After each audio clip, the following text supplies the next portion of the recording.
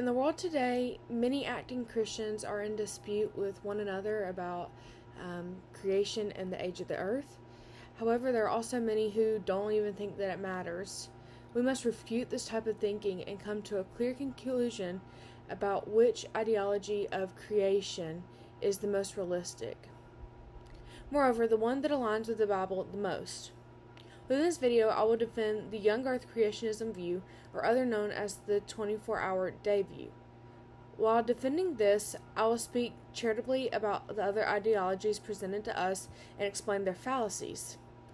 During this video, I will also seek to assert the claim that it simply does not matter, because it most certainly does.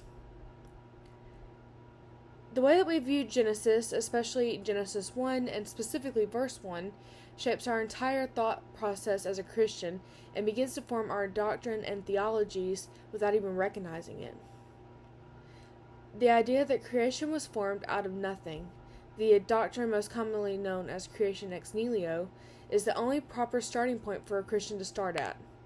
We can gather this by the verse discussed above in Genesis 1:1 reading, "In the beginning, God created the heavens and the earth."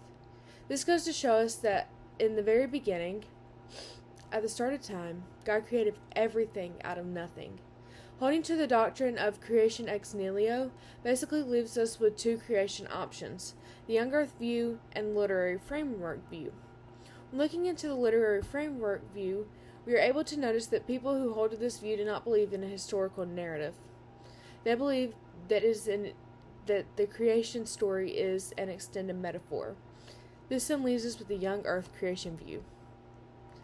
The creation view is the most compelling of all that we have studied in our class. There are several reasons why I believe this to be true, but I'm only going to talk about 3. Genesis is indeed a book of historical narrative. We are able to first see this by comparing it with other books in the Bible, those that are also historical narrative and those that are not. By doing so, one is able to clearly see how the books align with one another when it comes to writing a historical narrative. Writing similarities of Genesis can be seen in books like Exodus and Numbers. We are also able to come to this conclusion because of the way that the authors in the New Testament write and talk about creation too.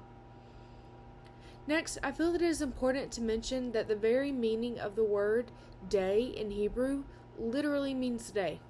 This goes to show us that in almost every time it is used in Genesis, it is speaking of a full day.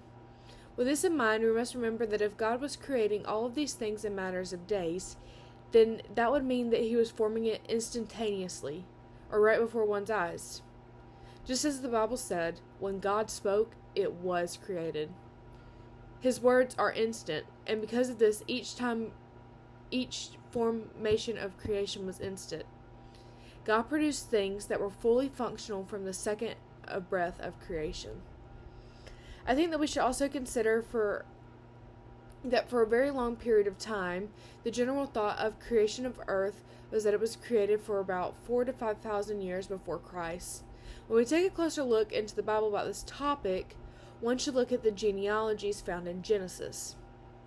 They point from Adam to Abraham.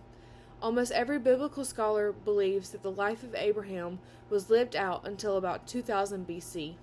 By combining these two thoughts, it puts the early days of the earth at the beginning of the range of 6,000 to 10,000 years old. With all of this in mind, I think that it is important that we discuss how a view on creation can affect one's view on other theological frameworks. I think that the young earth creation view is the most compelling and the most realistic. Just like what we have spoken about in class, without knowing that God fully made the heavens and the earth out of void and darkness, then one is destined to lack strong theological groundings in the faith of Jesus, but more importantly, in the Trinity. I also believe that one's view on creation is truly what affects them in life and ministry. Maybe not directly, but indirectly for sure. I think that we are truly shaped by our understanding of the Bible and the theologies and doctrines found within it. Without having a clear-cut view on what one believes, they can easily fall into the group of people who believe that it doesn't really matter. It matters because it shapes your view of God. It forms your view of creation. And because of these two things, it affects your view of yourself. I believe that it is very important that one come to the conclusion on what they believe about any theology or doctrine in the Bible for this very reason. I truly hope that this has been helpful and enlightening for you. I hope you have a great day. Blessings.